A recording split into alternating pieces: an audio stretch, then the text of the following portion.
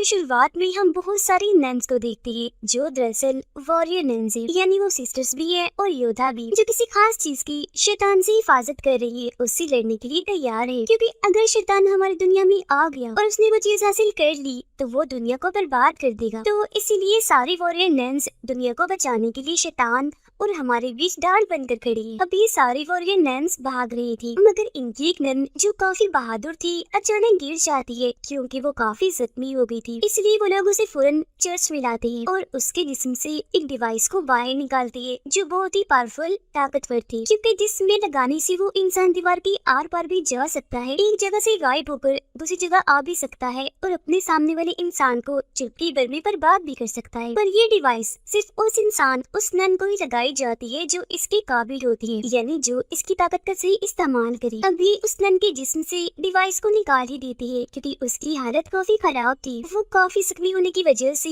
जल्द मरने वाली थी, पर उन्हें इस डिवाइस को बचाना है क्योंकि यही वो चीज है जिसे शैतान से बचाते आ रहे हैं। वो लोग फिर डिवाइस को छुपाने के लिए एक लड़की की लाश में डाल देते हैं और हैरत जैसी डिवाइस उसके जिस्म में जाती है वो हिलने लगती है। अगली पल दोबारा से जिंदा हो गई थी। इस लड़की का नाम एवा था जो ऑर्फनेज में रहती थी, यानी अनाथ आश्रम में, जहाँ ऐसे बच्चों को रखा जाता है जिनका दुनिया में कोई नहीं होता, क्योंकि उसकी माँ बाप की मौत हो गई थी। मगर जब वो 19 साल की हुई तो उसका वहाँ से जाने का टाइम आ गया, पर वहाँ की एक सिस्टर ने उसे जाने नहीं दिया बल्कि एक इंजेक्शन लगाकर उसे जान से मार दिया था। वो जब ऑर्फनेज में थी तो चल नहीं सकती थी, पर अब डिवाइस उसके जिस्म में आने से वो चल भी पा रही थी, जिस वजह से वो काफी खुश थी। पर क्योंकि चर्च में खतरनाक लड़ाई चल रही थी इसीलिए वो यहाँ के माहौल से बाहर निकलती है। बाहर आने पर उसकी मुलाकात एक चोर से होती है जो एवा को अपने साथियों से मिलवाता है, जो मिलकर छोटी मोटी चोरियां किया करती थी। यहाँ एवा को ख्याल आता है कि उस सिस्टर ने मुझे मारने की कोशिश की थी, जो हरकत वो और किसी बच्चे के साथ भी कर सकती है। इसीलिए वो बाकी बच्चों को बचाने के लिए दोबारा से ऑर्फनेज में जाती है। सिस्टर उस वक्त एक बच्चे को भी वो इंजेक्शन लगाकर मारने वाली थी, पर ठीक वक्त पर एवा वहाँ आकर उसे बचाने के लिए सिस्टर से लड़ने लगती है। अब इससे पहले कि सिस्टर उसे पलट कर मारती, वो गला घोटकर सिस्टर को जान से ही मार डालती है। अब चर्च के फादर को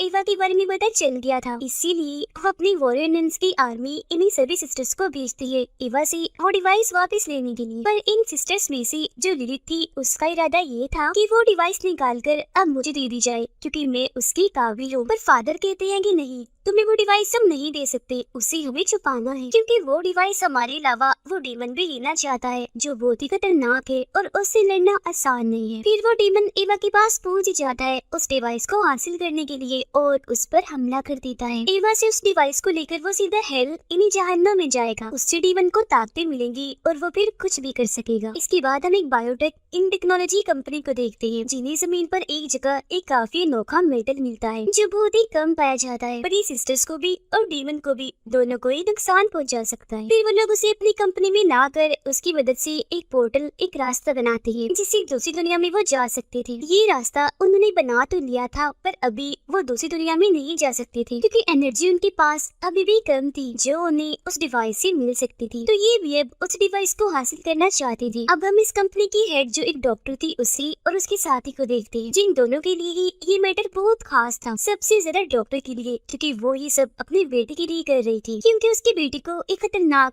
खून की बीमारी है। ये बीमारी उसे इसलिए हुई क्योंकि वो ऐसे ही पैदा नहीं हुआ बल्कि डॉक्टर ने उसे साइंस टेक्नोलॉजी की मदद से पैदा किया है और वो उसे ठीक करना चाहती है, जिसके लिए उसने एक दूसरी दुनिया का दरवाजा बनाया।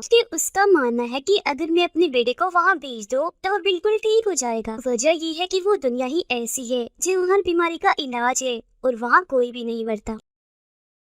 ये सब कुछ वो अपने बेटे की मदद से ही कर पा रही थी। दूसरी दुनिया का दरवाजा भी उसने अपने बेटे की मदद से ही बनाया है क्योंकि उसके बेटे को एक एंजल फरिश्ता नजर आता है जो उसे इस सब के बारे में गाइड करता है, बताता है। उधर फादर और सिस्टर्स की आर्मी को एवा मिल भी जाती है जो बेहोश थी क्योंकि उस पर डीमन ने हमला जो कर दिया था। वो उसे अपने साथ ले जाती है और जब उसे होश आती है तो फादर उसे इस डिवाइस की हिस्ट्री के बारे में बताते हैं कि काफी सालों पहले इस डिवाइस को हेवन यानी जन्नत से एक एंजल लेकर आया था जिसका नाम एड्रियल था ताकि उस डिवाइस की मदद से एक जख्मी वॉरियर को ठीक कर दे और सभी डीमंस का खात्मा करके इस दुनिया की हिफाजत कर सके। फादर कहते हैं कि मेरे हिसाब से उस डिवाइस ने तुम्हें चुना है, तुम उसके काबिल हो, इसलिए आज वो तुम्हारे पास है और अब मैं तुम्हें भी अपनी टीम में शामिल करना चाहता हूँ। जिस पर वो मान भी जाती है और फौरन ही उसकी ट्रेनिंग शुरू हो गई थी जो यहाँ की मदर उसे कर रही थी। यहाँ हमें ये भी पता चलता है कि जिस भी इंसान के पास ये डिवाइस होती है उसे ये पता चल जाता है कि डीमन हमारी दुनिया में आ रहा है और फिर उस मेडल की मदद से उसे मारा भी जा सकता है। पर एवा कुछ दिन यहाँ उनके साथ रहती तो है मगर यहाँ से जाने का फैसला करती है क्योंकि उसे यहाँ नहीं रहना बल्कि पूरी दुनिया घूमना है जो उसका सपना था। वो यहाँ से भागने के लिए अपने चोर साथी को बुला लेती है पर तभी यहाँ सिस्टर लिलिथ आकर उसे रोक देती है। इससे पहले कि वो एवा के अंदर से डिवाइस को निकालती यहाँ शूटर नैन आ जाती है, यानी वो गन से शूट करने में माहिर थी मगर इस हड़बड़ी में वो डिवाइस ऑन हो जाती है, चल पड़ती है और ऐसा होते ही डीमन भी उसे हासिल करने के लिए आ जाता है। वो सबसे पहले सिस्टर लिलिथ पर हमला करता है और अब इससे पहले कि वो एवा को भी मारता वो सिस्टर की तलवार छीनकर डीमन की आर पार कर देती है जिससे वो जख्मी हो गया था और लिलिथ को अपने साथ लेकर यहाँ से गायब हो जाता है जिससे सबको ये लगता है कि लिलिथ की मौत हो गई होगी मगर वो मरी नहीं थी, अभी जिंदा थी। वापिस वो जैसी तैसी चर्च आ तो गई थी लेकिन अब उसके अंदर एक अलग ही तरह की ताकत आ गई थी जिससे वो खुद भी अनजान थी। साथ ही एवा भी सही सलामत वापिस आ गई थी जिसे सिस्टर एक खुफिया कमरे में लेकर जाती है जहाँ अलग अलग मेडल्स और एक डायरी थी जिसे सालों से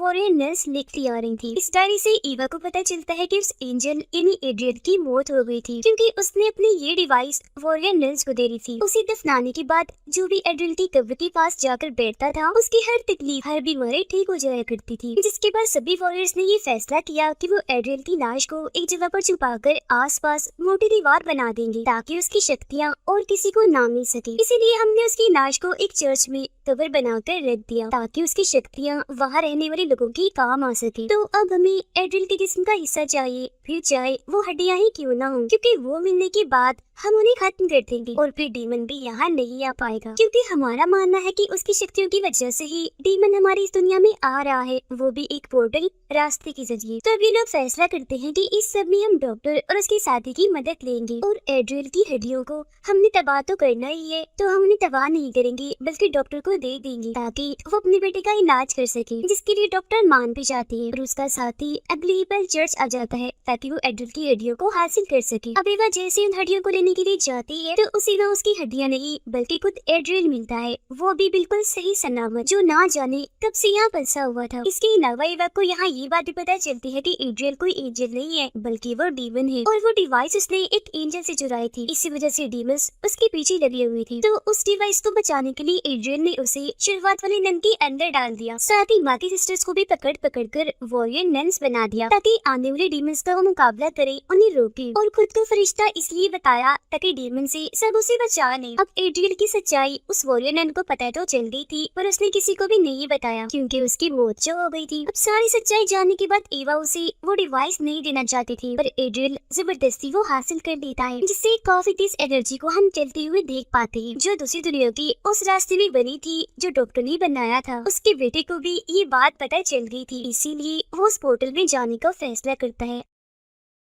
अब वो तो चला जाता है पर उसकी मॉम नहीं जा पाती क्योंकि उन्हें उनका साथी रोक लेता है। तब तक वो रास्ता भी बंद हो गया था। अब बाकी वॉरियर नन्स और फादर भी एवा को बचाने के लिए यहाँ आ गए थे क्योंकि इन सब ने भी उस एनर्जी को महसूस कर लिया था और आखिरकार उसे बचाकर वो बाहर ले आते हैं। फिर जब एवा उन्हें एड्रियल की सच्चाई बताती है तो वो यकीन तो कर लेती है, साथ ही ये बात भी सामने आती है कि इतने वक्त से और कोई नहीं बल्कि फादर ही एड्रियल को जगाने की कोशिश कर रही थी, जो सुनकर सारी सिस्टर्स को काफी गुस्सा आता है। और अब क्योंकि एड्रियल जाग ही गया था तो वो अपनी डीमन आर्मी को कंट्रोल में करके सिस्टर्स पर हमला करवा देता है जिससे एक सिस्टर वहाँ से गायब हो गई थी। इसके बाद हम 2 महीने बाद का वक्त देखते हैं जहाँ एड्रियल की हमले के बाद एवा दूसरे शहर में आकर छुपी होती है, वो भी उसी सिस्टर के साथ जो गायब हो गई थी और अब ये दोनों एक ही बार में काम कर रही थी। एवा ने यहाँ काफी लोगों से दोस्ती भी कर ली थी और सबसे ज्यादा जिससे उसकी बनती थी वो एक लड़का था जो उसे अपने ग्रुप में शामिल होने का कहता है, जिस ग्रुप का काम ये था कि वो एड्रियल को रोकेंगे, उसका मुकाबला करेंगे और दुनिया की हिफाजत करेंगे। ये जानते ही एवा टाइम बर्बाद बात ना करते हुए फौरन उसके ग्रुप में शामिल हो जाती है। पर सिस्टर जो एवा की दोस्त थी, जिसके साथ वो रह रही थी, उसे कुछ भी ठीक नहीं लगता। इसीलिए वो एवा को इन चीजों से दूर रहने के लिए कहती है और ये भी कि तुम्हें अपनी शक्तियाँ ताकतें एड्रिल के खिलाफ इस्तेमाल करनी है, तो इनकी हिफाजत करो। इसके बाद बताया जाता है कि उन सारी वॉरियर नन्स को एड्रिल के लोगों ने मार दिया था, वो भी काफी बेरहमी से। बस मदर और सीनियर सिस्टर ही जिंदा बचे थे, क्योंकि जब ये सारा हादसा हुआ तो ये दोनों वहाँ नहीं थी, बल्कि ये मदर की एक खुफिया जगह पर छुपी हुई थी। अब इन दोनों को एक जगह से सिग्नल मिलता है वहाँ आने का, जिस बात से वो खुश हो जाती है, क्योंकि उन्हें लग रहा था कि जरूर ये सिग्नल वहाँ की सिस्टर ने दिया होगा, इसीलिए फौरन वहाँ चली जाती है। पर यहाँ आगे पता चलता है कि यहाँ की भी सारी सिस्टर्स को मार दिया गया है। पर वो ये सोच रही थी कि अगर सारी सिस्टर्स मारी गई हैं, तो हमें सिग्नल किसने भेजा था। इस बारे में वो खोज कर ही रही थी कि तभी उनकी मुलाकात एक औरत से होती है जो एक स्टूडेंट थी और सिस्टर बन रही थी। साथ ही वो बताती है कि मैं यहाँ एक मकसद के लिए आई, पर वो बात राज है जो मैं किसी को भी नहीं बताऊंगी सिवाय वॉरियर नन्स के, क्योंकि इस चीज की मैंने कसम खाई है। उधर एड्रियल डॉक्टर की साथी को अपने साथ शामिल कर लेता है, जिससे अब वो गॉड का नहीं बल्कि एड्रियल का मानने वाला बन गया था, जो एक डीमन है। जबकि डॉक्टर तो अपनी सारी मेहनत उस पोर्टल को ही खोलने में लगा रही है, इसलिए कुछ हद तक उसे कामयाबी भी मिल चुकी थी। अब डॉक्टर से मिलने सिस्टर लिलिथ आती है, क्योंकि वो उसे अपना जिस्म चेक करवाना चाहती थी, जो धीरे धीरे बदल रहा था। उसकी जिल्द पर एक अजीब सी नई जिल्द आ रही थी, जिसे डॉक्टर भी समझ नहीं पाती, इसीलिए वो उस पर अपना एक्सपेरिमेंट तजुर्बा करने लगती है। वो पोर्टल के जरिए लिलिथ को अंदर तो भेजती है, पर पोर्टल उसे वापस गिरा देता है। पर यहाँ उस जिल्द पर एक तस्वीर बनी हुई थी, जिसे समझने के लिए डॉक्टर उसे अपने कंप्यूटर में डालती है, जिसमें एक औरत का चेहरा बना हुआ था। पर ये कौन थी डॉक्टर नहीं समझ पाती। अब लिलिथ को लगने लगता है कि ये डॉक्टर मेरी मदद नहीं कर पाएगी, तो अब मदद के लिए वो जाती है एड्रियल के पास, जो उसकी मदद तो नहीं करता पर उसे अपने कंट्रोल में कर लेता है, ताकि लिलिथ मेरी तरफ ही रहे। जो चीज काम कर भी जाती है, क्योंकि लिलिथ उसकी तरफ हो गई थी। इसके अलावा वो उसे काफी सारी शक्ति भी देता है, जिसकी मदद से अब वो सारे ही डीमंस को देख पा रही थी। अब हम जानते हैं कि डॉक्टर का साथी एड्रियल के साथ मिल गया है, जो उस पर इतना भरोसा करती थी, पर उसने इस भरोसे का फायदा उठाकर एड्रियल की मदद की। उसे एक बिल्डिंग और बहुत सारे हथियार बनाकर दिए, ताकि उस बिल्डिंग में उन हथियारों की मदद से एड्रियल अपनी शक्तियाँ दिखा सके और उसे पसंद करके लोग उसके साथ ही मिलते जाएं, ताकि उसकी काफी बड़ी आर्मी बन जाए। और अगर किसी ने उसकी बात ना मानी तो वो उन्हें यहाँ सजा भी देगा। अब दूसरी तरफ शक्तियों को इस्तेमाल करके एवा भी ये कोशिश कर रही थी कि वो एड्रियल की किसी भी प्लान को कामयाब ना होने दे। यहाँ ये भी बताया जाता है कि एवा का वो दोस्त जो उससे बार में मिला था, वो और कोई नहीं बल्कि डॉक्टर का बेटा था, जो उसका बड़े वाला रूप था। फादर भी जाग गया है दोबारा, क्योंकि अब वो एड्रियल का ही मानने वाला था। लेकिन बहुत ही जल्द उन्हें अपनी गलती का एहसास हो भी जाता है कि वो कोई गॉड नहीं है बल्कि डीमन है, शैतान है, जो अपने मकसद के लिए कुछ भी कर सकता है। तो वापस उन लोगों के साथ ही शामिल हो जाते हैं।